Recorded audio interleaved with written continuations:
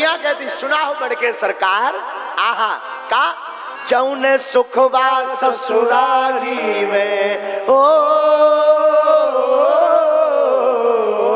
जौने सुखवा ससुरारी में तौने सुखवा कहुना, ए पाहुना यही मिथिला में रहूना, ए पाहुना यही मिथिला में रहूना, ये पाहुना यही मिथिला में।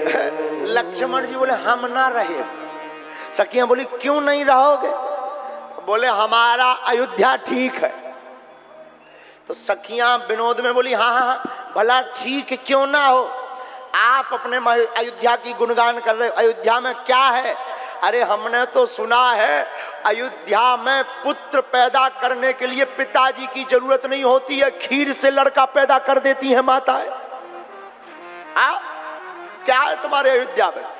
वहां पिताजी की जरूरत नहीं पड़ती है, खीर से लड़का पैदा हो जाता है। राम जी तो बोले चुप रहो। लक्ष्मण जी बोले अरे रुक जाओ, अब हमको थोड़ा सा परफॉर्मेंस करने दो, रुक जाओ। लक्ष्मण जी बोले सुना हो सखियों, हमारे यहाँ तो माता जी की जरूरत होती, तुम्हारी जनकपुरी में तो माता पिता दोनों की जरूरत नहीं, कुदाल मारो धरती से बिटिया हुई जात है। फावड़ा लेके जाओ बिटिया लेकर आओ, तो तुम्हारे जनकपुर में तो ये हाल है। सखियां बोली छुटका वाला बड़ा तेज है। सखियां फिर भी विनोद को मानी थोड़ी। सखियां बोली अच्छा अच्छा चलो छोड़ो, छुटका पहुना एक बात बताएं, तुम बिन बुलाए आए हो, कोई चिट्ठी बिट्ठी थोड़ी गई है। तो लक्ष्मण जी बोले गई थी। सखियां बोली नहीं गई, अगर तुम्हारे बड़े वाले भैया राम जी कह देंगे बड़के वाले दुल्हा तो हम मान जाएंगे चिट्ठी गई थी। लक्ष्मण जी धीरे से बोले कह दो गई थी। राम जी बोले देखो हम झूठ नहीं बोलेंगे। लक्ष्मण जी बोले शादी में कम से कम नाक तो ना कटा, क्या कहेंगे कि अपन बिन बुलाए आए हैं। राम जी बोले अब आए हैं तो आए हैं। लक्ष्मण जी बोले अरे बोल दो क्या बिगड़ना है। बोले बा एक बार झूठ बोलेंगे तो फिर वो कहेंगे दिखाओ चिट्ठी, सो फिर दूसरा झूठ भी और बोलना पड़ेगा कि छोड़ा है, इसलिए हम झूठ नहीं बोले। लक्ष्मण जी बोले कम से कम हमारी तो इज्जत बचाओ। तो राम जी ने ऐसा शब्द बोला कि लक्ष्मण जी बहुत हंसे और सखियां भी चुप हो गई। राम जी बोले नहीं गई थी चिट्ठी। सखियां बोली लो देखो मिल गया प्रमाण। लक्ष्मण जी बोले कहां से प्रमाण मिल गया? सरकार जी कह रहे नहीं गई थी चिट्ठी। सरकार झूठ नहीं बोल रहे, तुम्हारे प्रश्न का उत्तर दे रहे हैं। क्या उत्तर? नहीं गई थी चिट्ठी।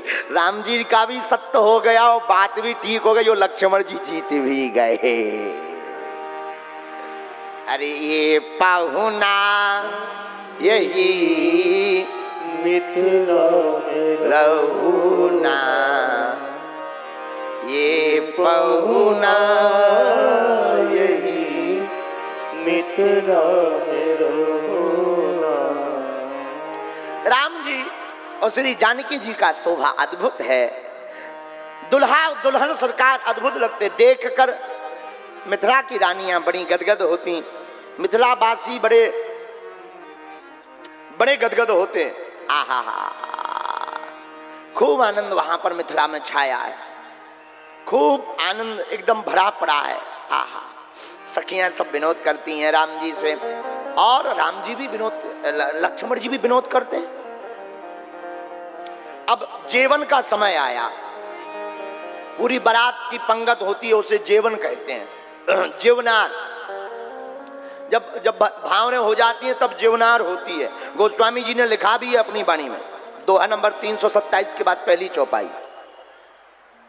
आहा पुनि जीवनार भाई बहु भांति, पुनि जीवनार भाई बहु भांति, पठई जनक बुलाए बाराती।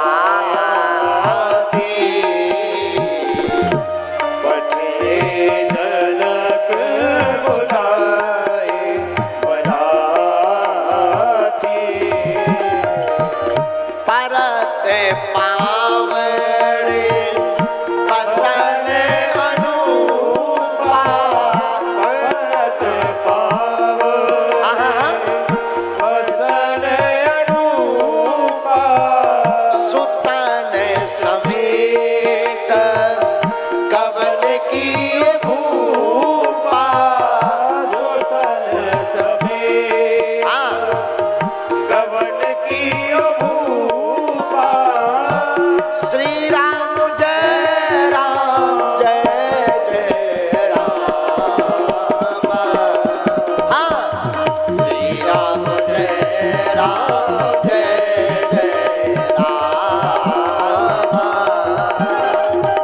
श्री राम जय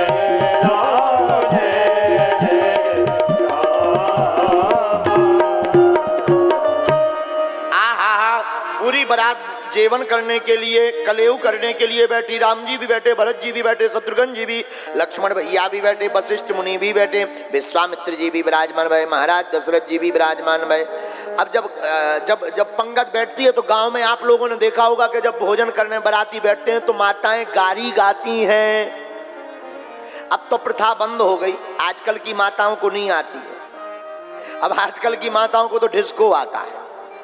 आओ, पहले पुराने जमाने में ऐसा होता था, शादियां होती थी तो माताएं गारी गाती थीं। तो एक आश्चर्य अचंभा हुआ राम जी के बारात में। क्या? आज की बात सुनो सजनी, आज की बात सुनो सजनी, मड़वा में भयो एक कौतुक भारी। ओ मंडप मड़वा में भयो एक कौतुक भारी। क्या?